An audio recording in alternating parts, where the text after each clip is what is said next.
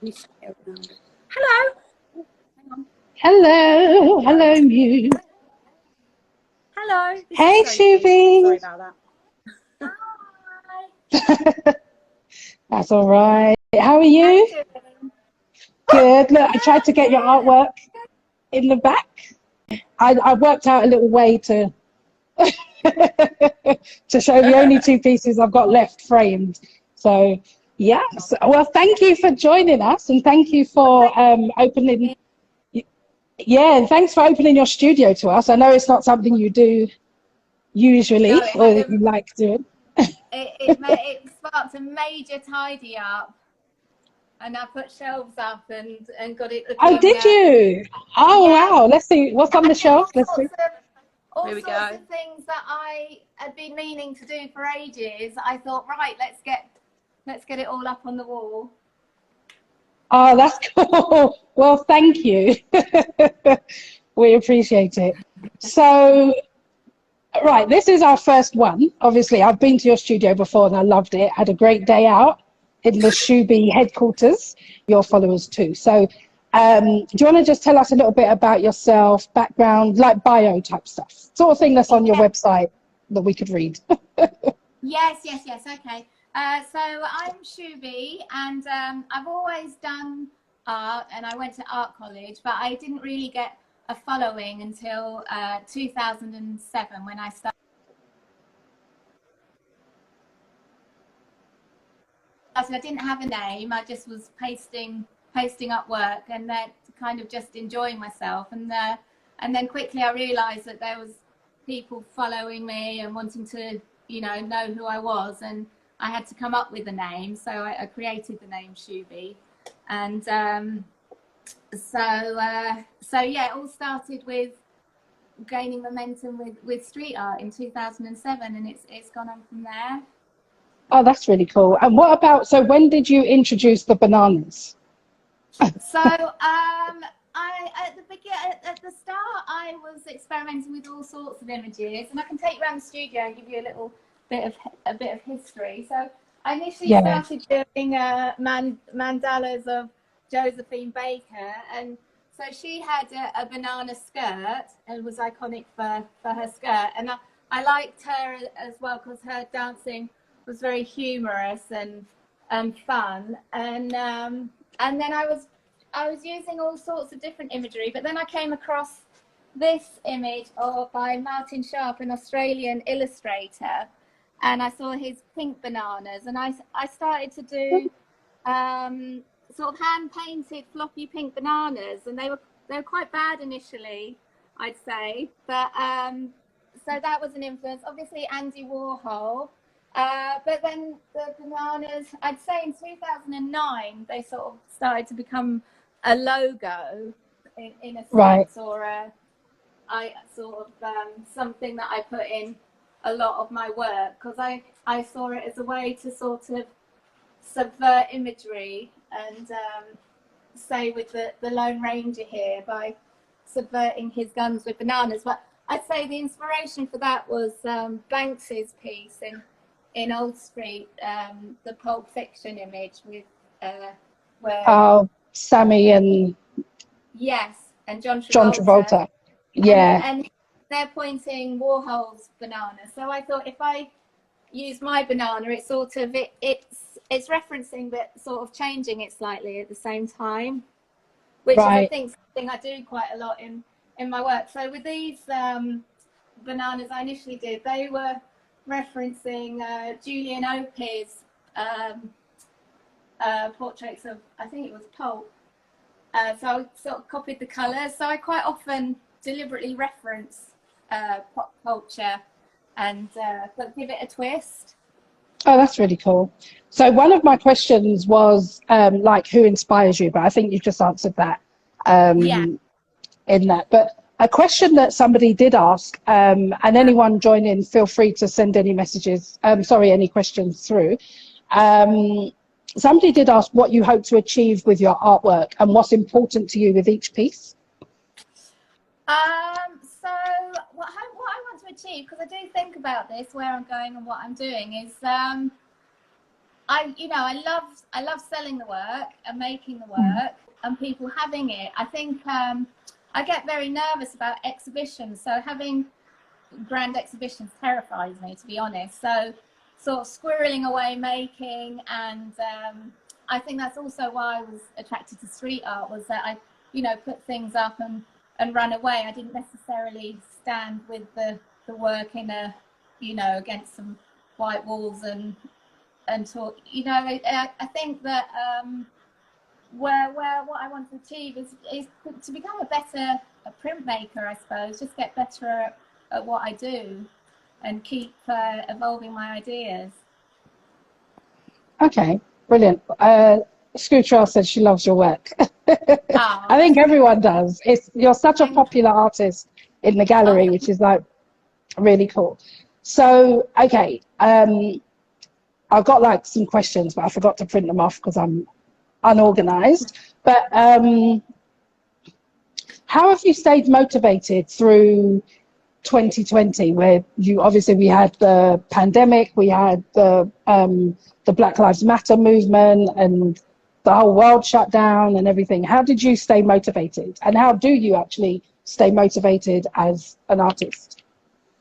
Well, I think at the beginning of lockdown, it's the first time I'd really experienced anxiety. Like, it was like wallop, up feeling stressed. So I immediately started on Instagram listening to a guy that does meditation and breathing, Andrew Johnson, a Scottish guy. And so at 8 o'clock every morning, he was doing a meditation, and he was saying, let go of things that you can't control, breathe and stay calm. There's a lot going on out there, but, it was like, stay focused on what's in front of you, and, in that.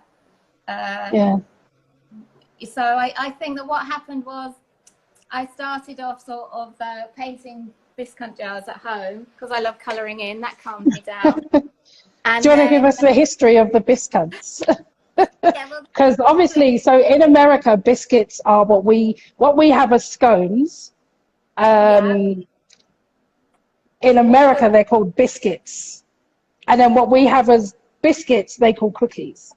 So, so this is the first jar, this cookie jar, and I really offended my old housemate with that because he thought it was so ugly, and he said it's not a biscuit jar, it's a jar. So, and but the rabbits seemed to work best. They sort of had this sort of cheeky character about them.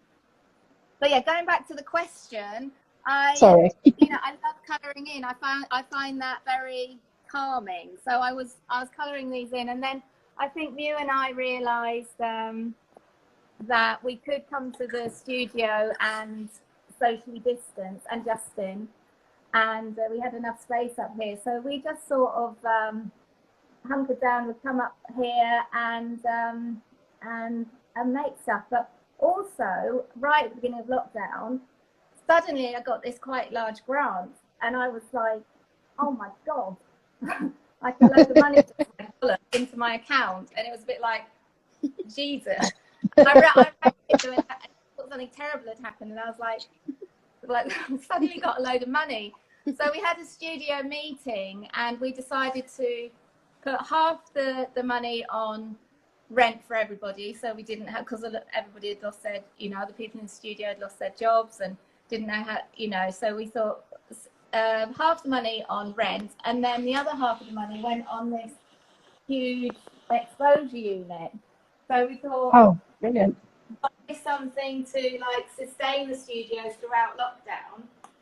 So oh, that's really generous. Yeah.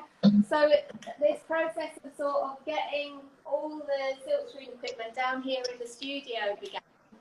So I think that I just got really creative in lockdown, and I sort of, because we couldn't go anywhere, I was just here, and it was so nice being, around the other guys in the studio, you and Justin, and Naughty Nico here. But how did I stay motivated? I don't know. I think the motivation just sort of comes. There's always something to do, and and sort of get on with. Okay, do you want to take us on a tour of your studio and show us like show us your older pieces, like right through, so we can see the progression of your career from the street art days right through to the candy bar, Okay, and the so printing. at the beginning, I used to collect a lot of stuff from charity shops. Oh, paste ups. So, there's tons of paste ups here. So there's like all sorts of like, I don't know, collage paste ups and so hang on, what's that? So what was the first? So take you through it. Oh yeah. So yeah, just talk us through. Stuff in charity shops, like say, like these, like crying children. Oh yeah. And so this is how Crying Boys started. So I find all sorts of stuff in charity shops, and then I paint over them and sort of repurpose them and create something new with them. And I would collect all sorts of games and stuff like that. And so I was making stuff a bit like this over here, which is like a board game and a toy. And then up there, I started sort of doing the stripy bananas, and I think I was selling those with Art Republic. I don't know if you sound a bit, I don't know if everyone can hear you. I lost you just then. A bit closer to you. So it was the Crying Boy, and then I had my first solo show in Soho, and that's where. So this was in the window. I love that. And the show was called This Is the Spot, and the show was partly about Soho and its history with the strip bars and the cinemas showing the nudie films, and so I did a project. So that's Soho in London, right? Yeah, Soho in London. Which is that's like a red light district for us, because I don't think. Yeah, but it's also got the theatres and late night drinking places, and it's a very iconic place in central London, and it's changed a lot in recent years. And the gallery was bang in the middle of Soho, so that's why I wanted to do the show about Soho. And because I've done a lot of like work about film posters, a bit like this, I wanted to do the show sort of celebrating Soho and film posters, and so that's when I was doing stuff like this, the best nipples in London, so the cards that you find in the phone boxes. And you know what, when I was in London at Christmas, I did notice, I was in Soho, and I noticed I remember being younger, and then you get all those cards in the phone boxes, right? Like they're all stuck up, and obviously now there aren't phone boxes around, so you don't get those. But what I also noticed was missing was there used to be a load of shops that were like adult shops that were like down dark staircases or like stuff, and they've all gone. They've all gone now. Shows and stuff. It's all gone. Yeah. So more inspiration is like the ads in the back of magazines. I used to love the X-ray specs ads that claim that you could sort of see through clothes and see through walls and things like that. Did you ever buy them? I never bought some actual X-ray specs. I always loved the ads. Yeah. So it was when I did the This Is the Spot show that I did the whole show as silkscreen print. So my work sort of shifted a bit then to sort of becoming more graphic and less sort of collagey and rippy. And so that's where the Lone Ranger first, and then Candy Bar came along. I thought they sort of made a good pair. Yeah. So a lot of your more recent pieces they're quite they have like quite a sexual undertone. What's that about? Is that? Is it I just think that coincidence or? I think they have a sexual undertone, but I think there's also humour. I think I quite like humour and sex joined together, because I think it makes sex, as the idea of sex as fun and celebratory. So I think yeah, I think that's why. Like Eartha Kitt's very sort of sexy, and then yeah, she's very sexy. but she's She also looks very like funny and very cheeky and very powerful at the same time. yeah. I like those prints with the cat. And she's got the mask as well, so I thought that she went really well with the Lone Ranger and Candy Bar as a set, sort of progressing. Okay. Julian, somebody on was asking whether, sorry, what year the tits show was. This is the spot show, sorry. I think that was 2012. 2012? 2016. Oh, wow. Oh, that's not that long ago then. That's not too long ago. No. No, I was, yeah, so that was my first proper solo show. I'd done group shows and duo shows, but that was my first solo. Okay. I don't know why, honestly. Your work is so amazing. It speaks for itself. Oh, thank you.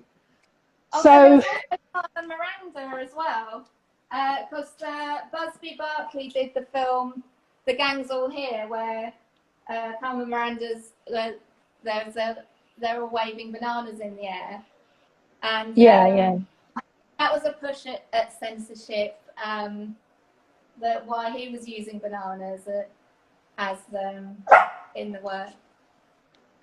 Right. Yeah, look, I've got my Carmen Miranda there. Look, framed, lovely, ready. Okay, do you want to show us the? What's that? Sorry, I didn't hear that. Saying, have we introduced Mew yet? Oh, I don't know. Mew, was you on at the beginning? I can't remember. Mew, was you on at the beginning? Yeah, I was very, very briefly on at the beginning, accidentally. We've got Mew's leopard, yeah. So just for everyone who's on, Mew is actually the camera woman today. Really wobbly camera woman. You're doing a sterling job. It's brilliant. Yay. So I've got my trusted assistant down here. Nico, the lovely little Nico. Like really not helping. He's just ripped up his face. Oh my god. I don't know how Sophie managed not to how to keep a straight face. As long as he doesn't tear up the artwork. Exactly. Yeah, exactly. He can have all the cushions he wants. So, Sophie, do you want to show us like the printing process that you used? And now that you've got a big fancy machinery in the studio. Yeah. So, in here is a dark room because you have to use a photosensitive solution. This stuff, a coating that goes on the screen. So you pour that into the coating trough, and then you cover the screen with the photosensitive fluid, and then you let that dry, and then you have to have an acetate, a black and white image, and I print that on this big machine here, and then you put your screen into this machine with the black and white image like this, and you shut it down, and then you expose it, and then everything that's what's he doing in there? Sorry. He's fine. Cool. Everything that was black on the image doesn't get exposed. So then you do that for a couple of minutes. Then you take the screen through. I'll take you through.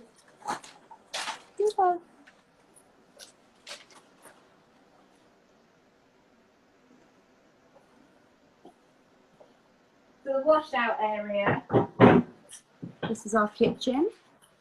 And then everything that was black, you then comes out. So everything that was exposed stays on the screen. So then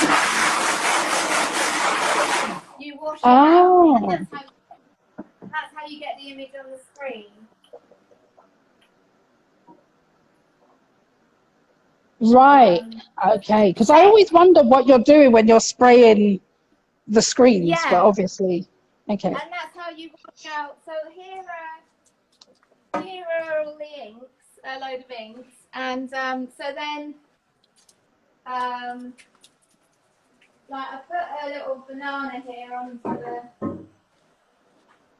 onto the screen bed.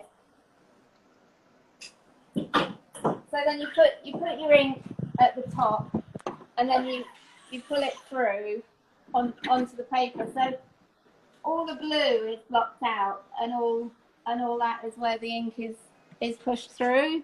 Does that make sense? I think so. So how do you get the different colours then? Like where you might do the actual banana yellow, but you might do the skin in pink. Or do you just have like a second screen? Okay, or so you have to do each colour as a separate screen in a separate layer. So if I did this as pink, I pour that on and do it pink, and then I take the screen and wash it out, and then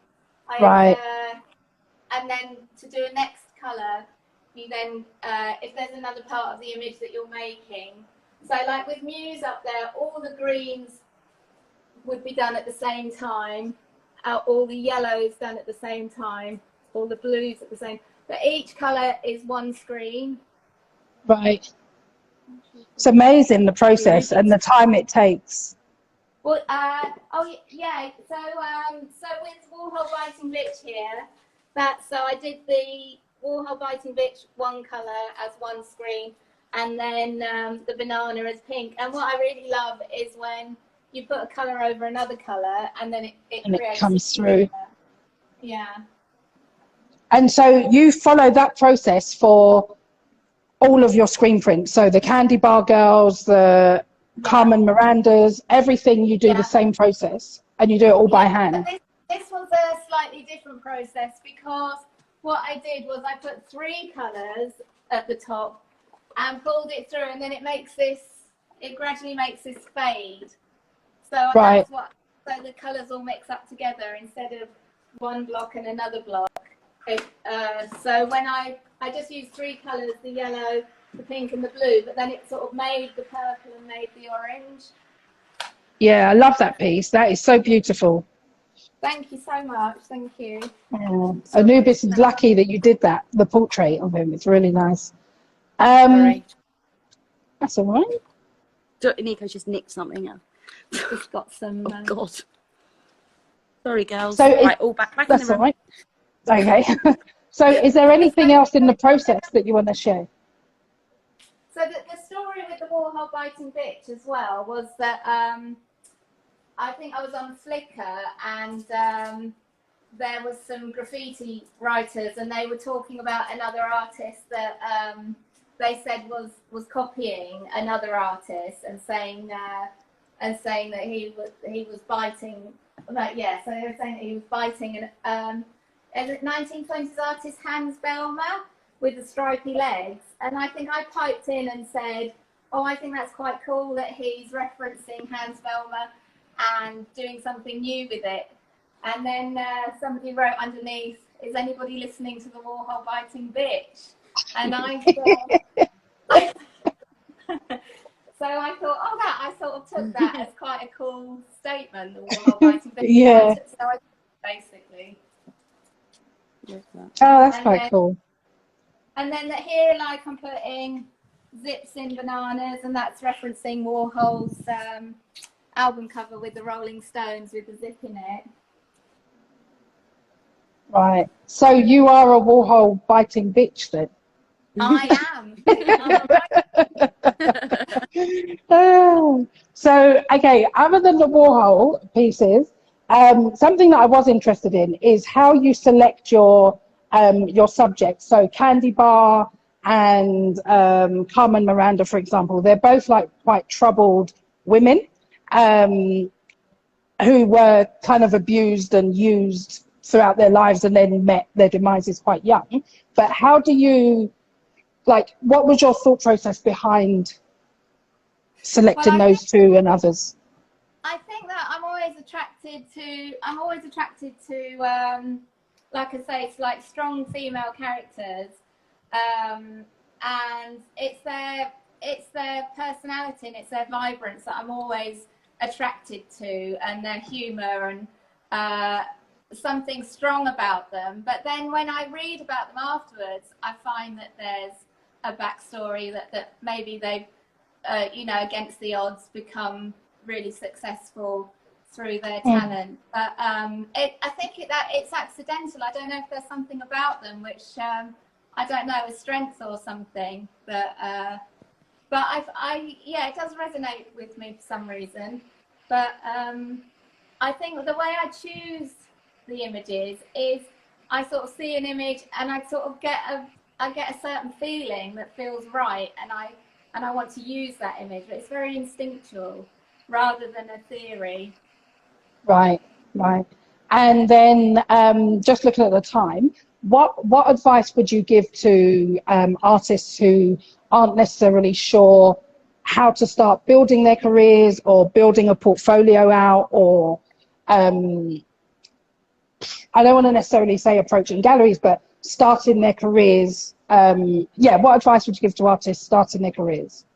I'd say get involved with lots of group shows and get on your Instagram, and I'd say you know, don't necessarily value yourself by how much money you're making, because it takes quite a while to build up people buying your work. And I think you have to sort of stick in the game and keep with it, and hang out with other artists and talk to other artists.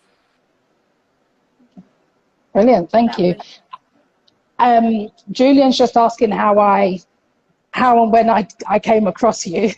So when I was starting out on my venture to DC, I was working with a gallery in London, and that's how I came across SHUBY's work. And then Which gallery were you with? I think it was with, there was two, but I think it was through Louise at Jealous I came across you. Oh, and right, then yeah, and then your work never arrived. Oh, right, okay. It just never arrived. I got everything else and nothing, just your work never arrived. And then I can't remember, actually. I don't remember how we actually ended up making contact, or how I ended up making contact directly. I think maybe I just messaged you directly about something. I don't know. You did, I think And you then, messaged me on Instagram. yeah, so maybe, yeah, it must have been that, because your work never arrived. So I think it just built from there. And then we kind of just built a friendship over WhatsApp, I think it's fair to say, and Instagram, and a good working relationship. And then when I came home at Christmas. Well, what's that? it was lovely when you came to visit, because you got me that amazing commission. And, the large canvases, the Candy Bar canvases, and then you came for a studio visit, and we had a really lovely time. Yeah, that was a great day. So yeah, like Human See, Human Do says, you saw her work, it made you smile, and the rest is history. And I think that is a pretty good summary of how you ended up being part of 1111. Yeah, a big part of 1111, actually. You're really supportive. I really enjoy being part of your gallery. It's oh, great. Thank you. Thanks. I'm always joking around as well, saying that I'm going to rename the gallery to the SHUBY show. But right, have you got anything else you might want to share with us before we drop off? No, I just want to say thank you very much, and thank you, Nicola, for coach asking me to do this and giving me a bit of coaching, because I was a bit terrified. And but I'm glad. I don't know why. Yay! I'm really happy. Yay! Brilliant. All right, and thank you, and thank you, Mew. We'll have to do one with you in your studio. You're so welcome. So Shuby was brilliant, wasn't she? She was so good, She so was good. Amazing. Amazing. It was really interesting because I heard loads about her work that I didn't know as well, so I loved it. Oh, that's quite yeah, cool. It's great. That's good. Brilliant. Yeah. All right. Well, thanks, guys. We've got loads of Shuby's newer pieces in the gallery. Some are just off being framed, and some are out back, and some are in the background. So everything's available online on the gallery website, or you're more than welcome to come along to the gallery at 10 Florida Avenue. 10 Florida Avenue, Washington, D.C., zip code 20001. Right. Thank you, guys, and thanks everyone for joining. All right. See you. Bye. Bye. Bye.